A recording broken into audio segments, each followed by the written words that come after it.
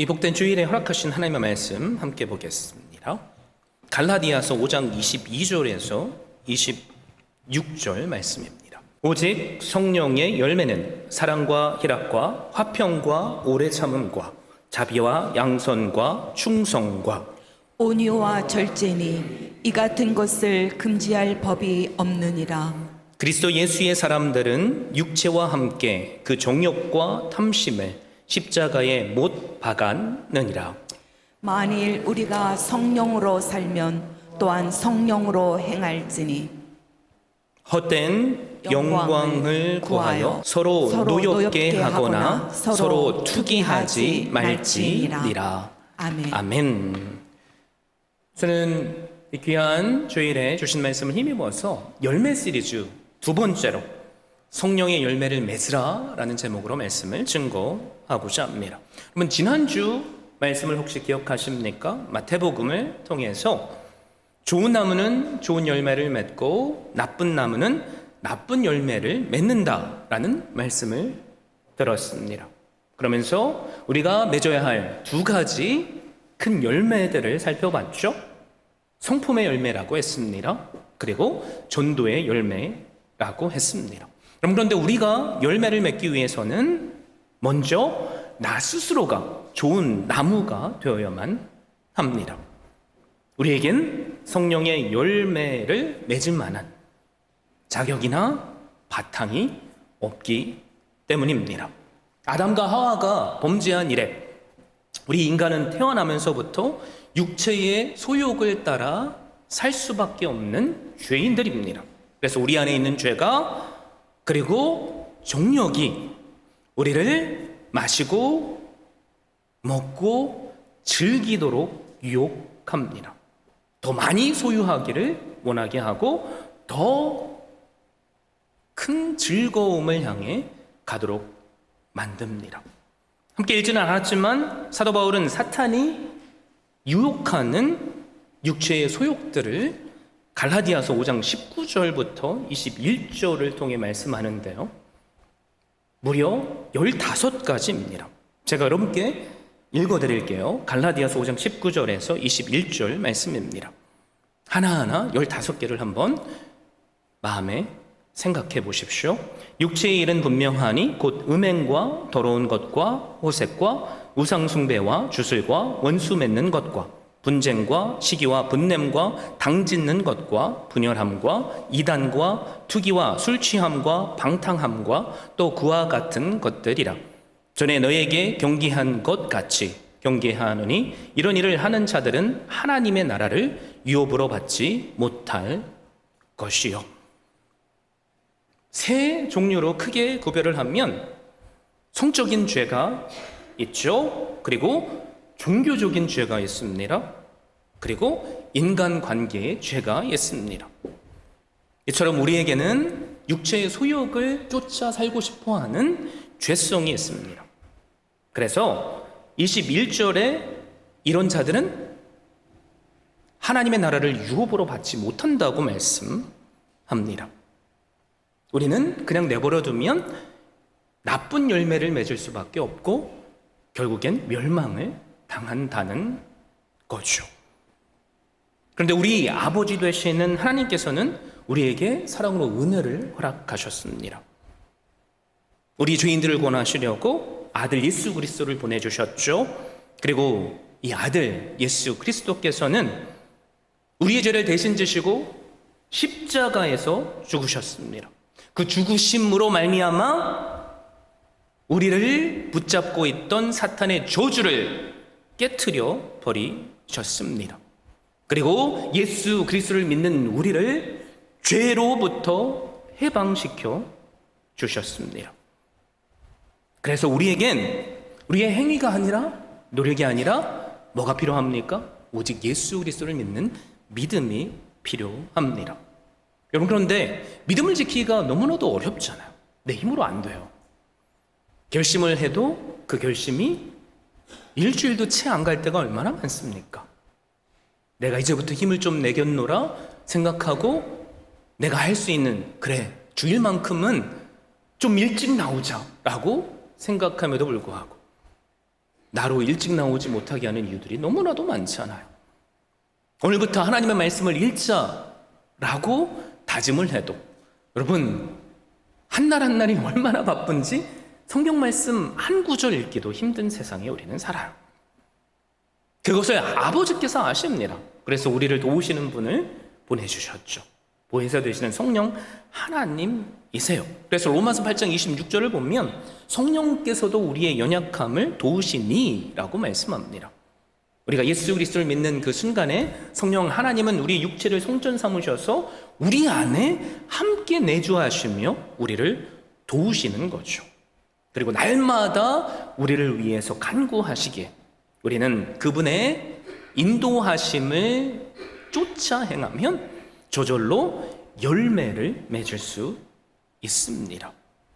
죄인이었던 나는 스스로 좋은 열매를 맺을 수 없지만 내 노력으로는 좋은 열매를 맺는 신용밖에 할 수 없지만 예수 그리스도를 믿는 믿음으로 성령님께서 인도하신 대로 순종하다 보면 열매가 저절로 맺히게 됩니다.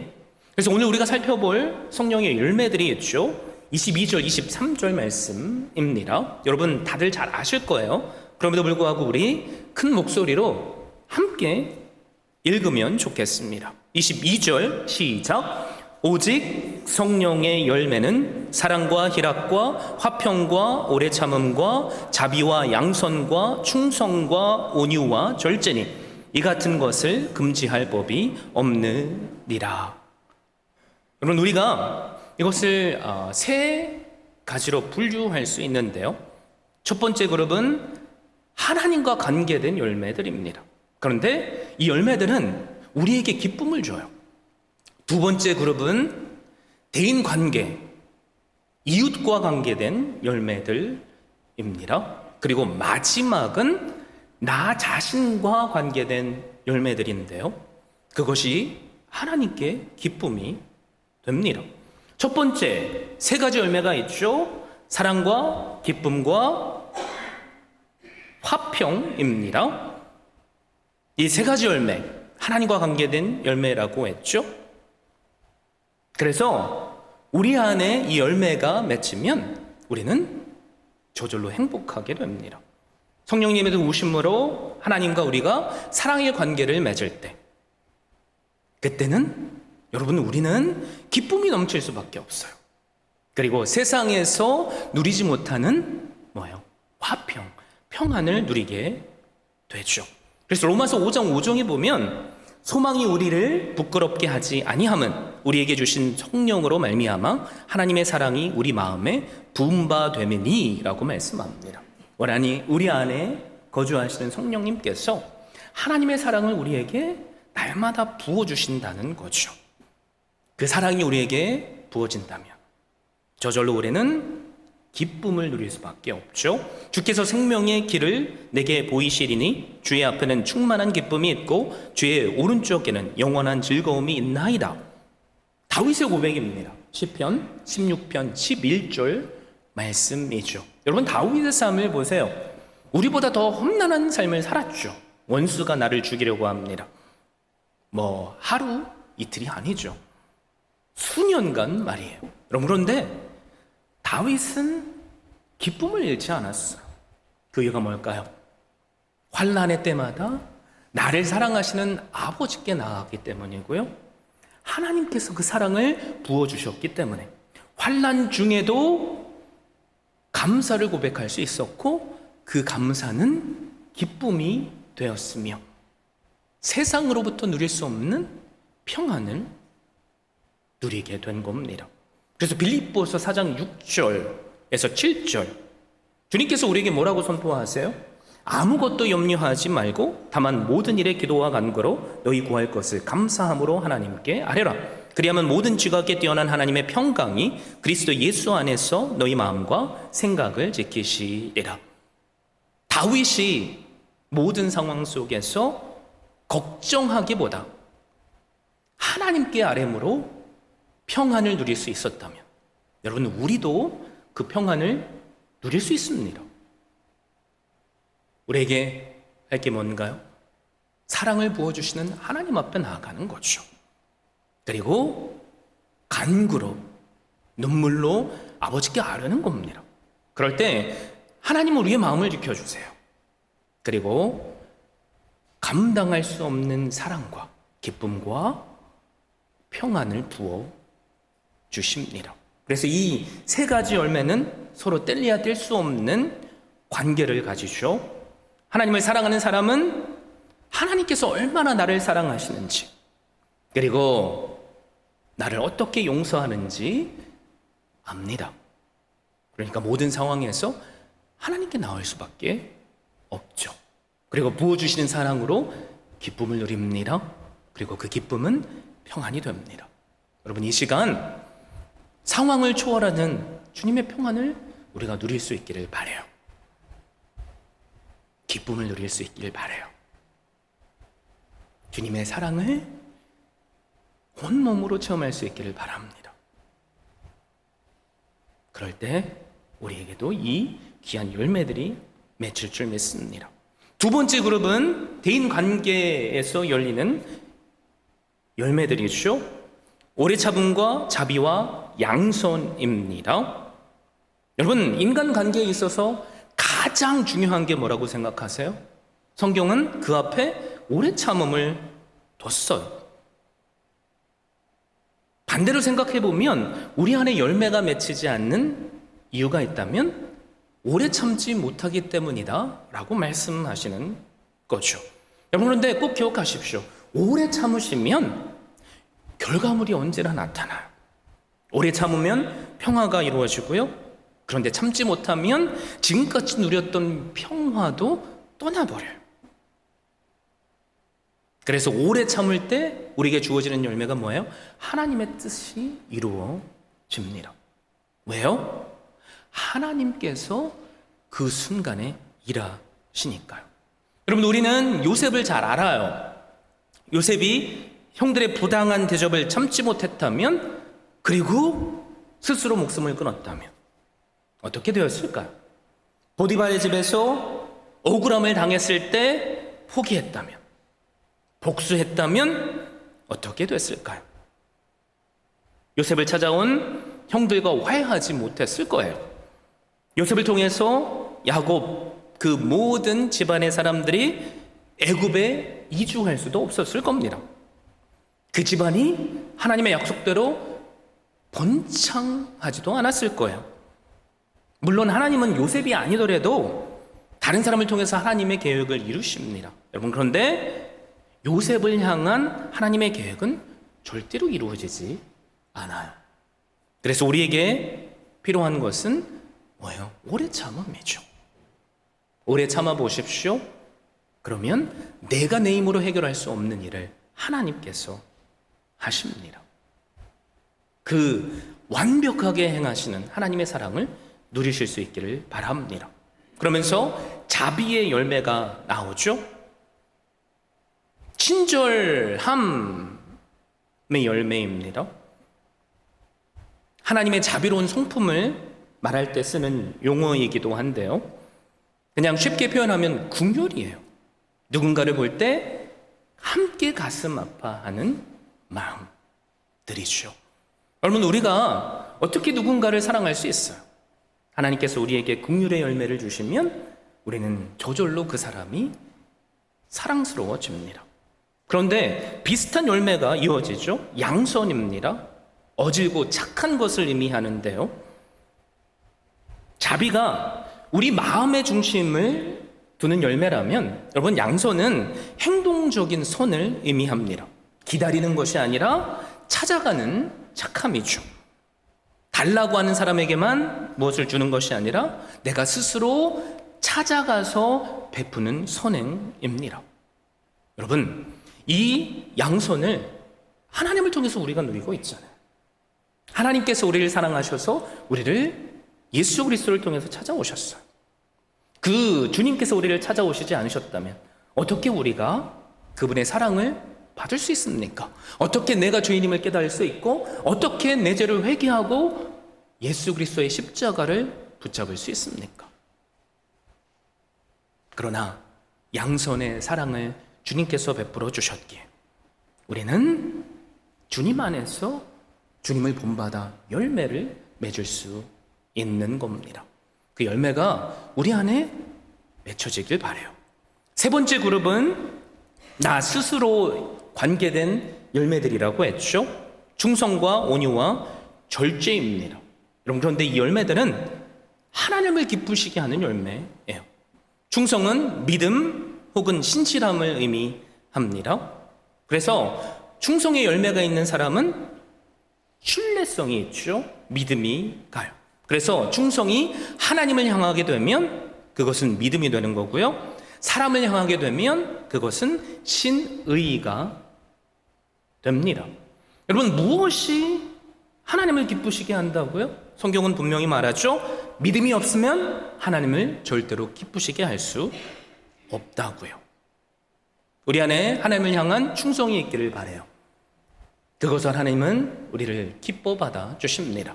서로를 향한 신의가 있기를 바랍니다. 그럴 때 나를 통해 내 주변의 사람들이 함께 기뻐하게 됩니다. 온유라는 열매가 뒤따라오죠. 야성을 가지고 있는 사나운 짐승들이 훈련되어서 길들어졌을 때 그 길들어진 모습을 표현하는 단어입니다. 여러분, 망아지를 보세요.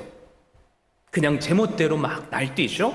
그런데 주인이 사랑으로 잘 훈련시켜주면 어떻게 됩니까? 사람 몇 명이 할 수 없는 놀라운 일을 해요. 주인이 이끄는 대로 밭을 갑니다. 놀랍죠. 이런 상태가 바로 온유죠. 그래서 온유는 힘이 있으나 그것을 스스로 절제하는 겁니다. 그래서 이어지는 열매가 뭐예요? 절제죠. 영어로는 self-control이라고 하는데요. 스스로 내가 이것도 할 수 있지만 저것도 할 수 있지만 말씀이라는 울타리 안에 나를 제어하는 거죠. 성령의 열매가 사랑으로 시작이 되었다면 그 열매들을 한 울타리 안에 모아주는 것이 절제입니다. 여러분, 이 9가지의 성령의 열매가 내 자신에게 맺혀지나요? 나 자신을 한번 돌아볼 수 있기를 바라요. 근데 우리가 꼭 기억할 게 있죠. 내 능력으로, 내 열심으로는 이 열매가 안 맺혀져요. 그냥 우리는 열매 맺는 것처럼 흉내낼 수밖에 없습니다. 왜요? 우리는 다 죄인들이니까요. 그래서 이 열매 맺기 위해서는 우리가 지난주에 함께 나눴죠? 주님 안에 거해야 돼요. 주님께 접붙임되어야 됩니다. 뿌리 되시는 그분께서 우리에게 힘과 능력을 공급해 주셔야만 됩니다. 감사하게도 우리는 예수 그리스도를 믿는 믿음으로 그분께 접붙임 바 되었어요. 그리고 성령 하나님께서 우리 안에 함께 하시며 말씀을 통해 우리에게 영적인 자양분을 부어 주십니다. 그래서 이 성령의 열매는 단순히 개별적인 9개 다른 열매가 아니에요.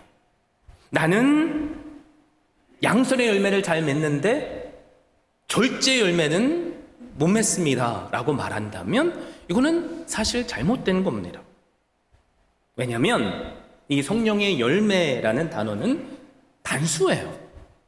우리가 균형 있게 9가지의 열매가 삶으로 드러나야 한다는 말입니다. 그래서 이 9가지 열매는 사실 우리가 닮아야 할 예수님의 성품이에요. 여러분, 그런데 작은 나무를 한번 땅에 심어보세요. 사과나무를 심었다고 한번 생각해 보십시오. 그 나무를 심었는데 바로 그 다음날 열매를 딸 수 있나요? 아니에요. 자양분을 주고 물도 주고 잘 가꿔줘야만 합니다. 그리고 그 나무가 뭐예요? 자라나야 되죠. 그럴 때 열매가 맺히는 거죠. 여러분, 성령의 열매도 마찬가지예요. 우리가 예수 그리스도를 믿는다고 한 번에 화를 잘 내던 사람이 순한 양처럼 되지 않아요. 죄의 유혹에 잘 빠지던 사람이 이제는 성인이 되지 않습니다. 그래서 필요한 게 뭐예요? 말씀에 따라 순종하며 내 자신을 아버지께 맡겨드리는 것. 그러면 그 하나님께 맡겨드리는 우리의 믿음이 삶의 발자취가 되고요, 그 발자취가 우리의 인격이 되며 저절로 성령의 열매가 맺습니다. 예수님의 성품이 우리의 삶 가운데 드러나는 거죠. 그러니까 성령의 열매를 맺기가 어려운 거예요. 그런데 저는 오늘 성령의 열매를 맺을 수 있는 두 가지 확실한 방법을 여러분께 알려드립니다. 마음속에 새기고 기억하실 수 있기를 바라요. 첫 번째는 뭐냐면 이기는 겁니다. 그리고 두 번째는 행하는 겁니다. 첫 번째, 뭘 해야 되죠? 육체의 일을 우리는 이겨야 돼요. D.L. 무디 목사님이 설교 중에 하신 말인데요. 자, 컵이 여기 들어있죠? 이 컵에 물이 없고 비어있다고 한번 상상해 보세요. 그러면 이 컵 안에는 지금 뭐가 들어있는 거죠? 아무것도 보이지 않지만 더러운 공기가 들어있어요. 자, 이 더러운 공기를 만약에 빼내려면 어떻게 해야 됩니까? 어떻게 해야 되죠? 깨끗한 물을 이 컵에 가득 부어 넘치게 하면 돼요. 그렇죠? 그런데 이 공기를 빼려고 기계를 동원해서 막고 공기를 빼내는 노력을 하면 어떻게 됩니까? 이 컵은 견디지 못하고 깨져 버립니다. 여러분, 그래서 우리가 육체의 정욕을 이기는 방법은 비우는 게 아니에요. 여러분, 많이 비워보셨잖아요. 스스로 많이 내려놔 보셨잖아요. 그럼 어떻게 되죠? 더 큰 정욕이 내 안에 찾아와요. 그래서 우리가 해야 될 것은 뭡니까? 하나님의 은혜를 채워야 돼요. 그러면 우리는 이길 수 있어요. 내 능력으로는 안 됩니다. 그러나 말씀이 내 안에 충만히 거하면 그 말씀이 우리로 이기게 하는 거죠. 미움을 이기는 방법은 사랑으로 내 마음을 채우는 겁니다. 첫 번째 성령의 열매잖아요.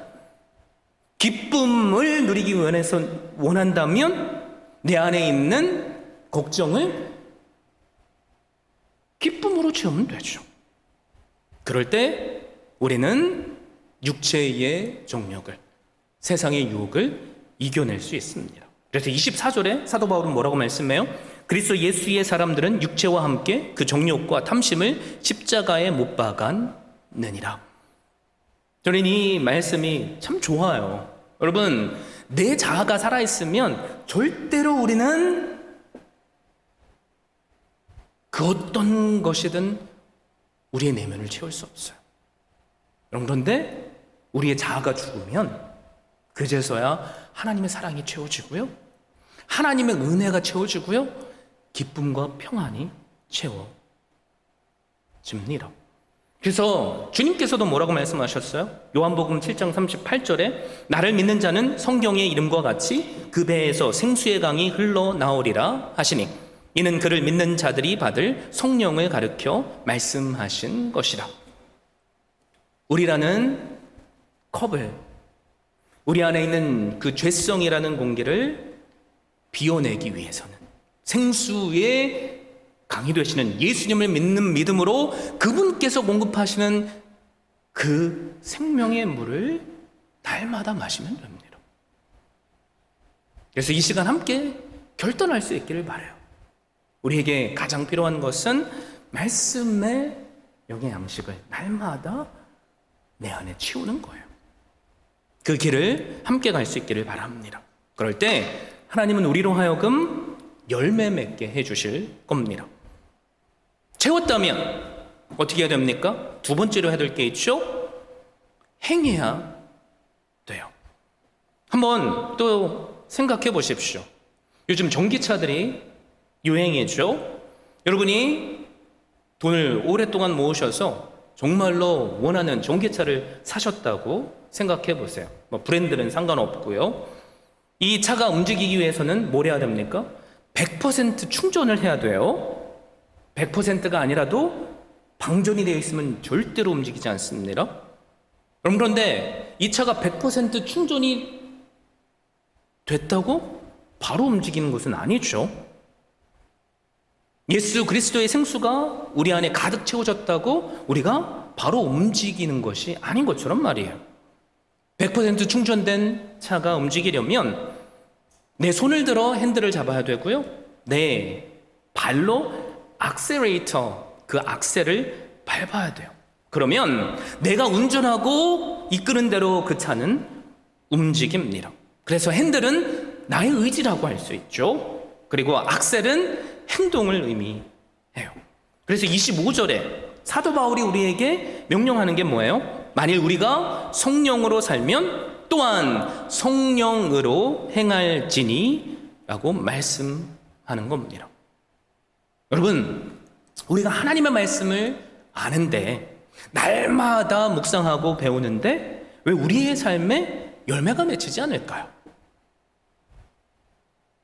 이유는 다른 데 있지 않죠. 많이 채웠다고 해서 열매가 스스로 맺히는 게 아니듯이 의지라는 핸들을 붙잡으셔야 돼요. 그리고 순종이라는 악셀레이터를 밟으셔야만 됩니다. 그럴 때 꼭 기억하십시오. 하나님은 우리에게 이 성령의 열매들을 맺게 해 주실 겁니다. 여러분, 진주만 공습 그 사건을 아시죠? 1941년 12월 7일에 있었던 사건인데요. 일본이 비행기 고작 360대로 400대가 넘는 미국의 비행기와 태평양의 함대 25쪽 이상과 수천 명의 사람을 사살했던 날입니다. 그때 승리의 주역 중에 한 사람이 있는데요, 후치다라는 분이에요. 일본의 전쟁 영웅으로 도라도라라는 영화의 주인공입니다. 이분이 30년 동안 영웅으로서 사람들에게 받들여지는 삶을 살았어요. 그런데 1971년 9월 17일 71세 된 노인의 나이에 성경을 들고 한국을 찾아오게 됩니다. 그러면서 자기가 예수 그리스도를 믿게 된 간증을 사람들에게 하고 수많은 사람들을 하나님께 인도했어요. 그분이 전한 말이 뭔지 아세요? 사람이 사는 목적은 오직 예수 그리스도를 닮는 것입니다 라는 간증을 했습니다. 그러면서 이런 말을 하는 거죠. 원자폭탄이 투하된 곳에서 불과 200m 밖에 떨어지지 않는 곳이 저의 집이었습니다. 그런데 원폭 직전에 동경으로 저는 호출을 받아 목숨을 구제받게 되었습니다. 그리고 제 삶을 돌아보니까 6번씩이나 죽을 고비와 위기를 넘겼습니다. 그때는 내가 잘해서 그런 줄 알았는데 예수 그리스도를 믿고 내 삶을 돌아보니 모든 것이 하나님의 은혜였습니다. 여러분, 그런데 이분이 예수님을 어떻게 믿은지 아세요? 일본을 공습하던 미국 조종사가 그만 연료가 부족해서 일본에 추락하게 됩니다. 포로로 잡히기도 했죠. 수많은 고문과 고초를 당하고 결국 풀려나서 미국으로 돌아가요. 그런데 이분이 말씀의 은혜를 받고 선교사가 되었어요. 그리고 원수의 나라라고 할 수 있죠. 가고 싶지 않은 그 일본이라는 나라의 선교사가 되어서 돌아왔습니다. 그리고 이 선교사님이 후치다 이분을 만나서 전도를 했어요. 그런데 이 후치다에게 보여진 이 선교사님의 모습이 뭐였냐면 말을 잘하는 것이 아니라 그 삶을 통해서 예수님이 보였습니다. 그리고 감동을 받고 그러면서 자신의 인생의 목적을 간증하는 사람이 된 거죠. 저의 삶의 목적은 예수 그리스도를 닮는 것입니다. 사도 바울도 갈라디아서 6장 17절에 뭐라고 말씀해요? 내가 내 몸에 예수의 흔적을 가졌노라 라고 말하죠. 여러분, 성령의 9가지 열매, 어떻게 우리가 맺을 수 있나요? 사랑의 열매를 맺어야지, 사랑해야지 다짐한다고 안 돼요. 참아야지 한다고 안 돼요. 그 비결은 오직 우리가 예수 그리스도를 닮는 그것에 목적을 두면 돼요. 여러분, 우리의 앞에는 항상 2가지 가능성이 열려 있어요. 육신의 욕망을 쫓아 살고자 하는 삶, 반대로 육신의 욕망을 이기고 성령 말씀에 따라 행하고자 하는 삶. 여러분이라면 그 2가지의 가능성 중에 어떤 것을 선택하겠습니까? 함께 이 시간 결단했으면 좋겠어요. 그래, 성령의 말씀대로 쫓아 행하자. 의지라는 핸들을 잡으십시오. 그리고 순종이라는 악셀을 밟으십시오. 그럴 때 우리의 삶 가운데 성령의 열매가 맺혀질 줄 믿습니다. 그래서 사람들에게 비춰질 저의 모습이 한 사람이든 2사람이든 저는 이런 말을 들으면 행복할 것 같아요. 목사님을 보면 저는 예수님의 마음이 느껴져요. 목사님을 보면 예수님이 보여요. 만약에 우리가 여러분 한 분 한 분이 누군가에게 이런 말을 들을 수 있다면 그 이가 바로 우리가 맺고 있는 성령의 사랑과 희락과 화평과 오래 참음과 자비와 양선과 충성과 온유, 절제의 열매 때문 아니겠습니까?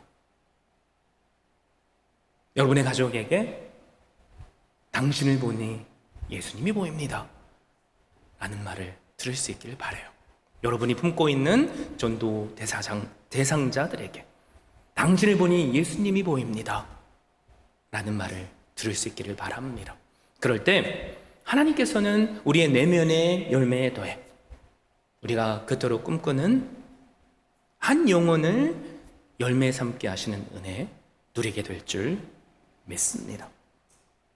예수님이 느껴집니다 라는 말을 듣는 주인공이 저를 비롯해서 우리 모두가 될 수 있기를 예수 그리스도의 이름으로 축원드립니다.